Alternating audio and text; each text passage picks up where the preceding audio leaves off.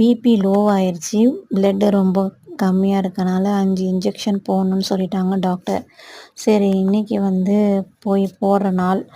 அதான் கடகடன்னு சாம்பார் தான் வச்சுருந்தேன். சாம்பார் வச்சுட்டு துவையல், அதுக்கப்புறம் புதினா துவையல் தான். அதுக்கப்புறம் உருளைக்கிழங்கு பெரட்டினேன் என் பிள்ளைங்களுக்கு. ஹஸ்பண்டுக்கு சீனி வரக்காய் தான் ஃப்ரை பண்ணி கொடுத்தாச்சு வத்தல். அப்புறம் தோசையுமே சுட்டு கொடுத்துட்டு என் பொண்ணுக்கு லீவு. ஏன்னா மழை பெஞ்சு ஃபுல்லாக ரோடு ஃபுல்லாக தண்ணி. எப்போ இவ்வளோ மழை பெஞ்சிச்சின்னு எனக்கு தெரியவே இல்லை. அந்தளவுக்கு மழை. நான் போன ஏரியா பெரம்பூர் சைடு. அங்கே ஃபுல்லாக பயங்கர முட்டி அளவுக்கு தண்ணி இருந்துச்சு. ஏன்னா ரோடெல்லாம் வேலை நடந்துகிட்ருக்கு. மெயின் ரோடெலாம் கொஞ்சம் தண்ணி இல்லாமல் இருந்துச்சு. ஆனால் தெருக்கள்லாம் போக முடியல. முட்டி அளவு பயங்கரமான தண்ணி இருந்துச்சு.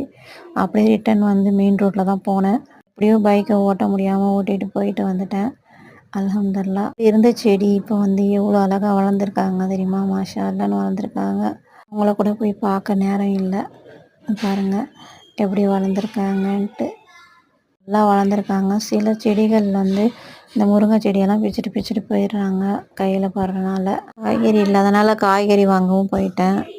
அது உடம்பு டயர்டாக இருக்குது.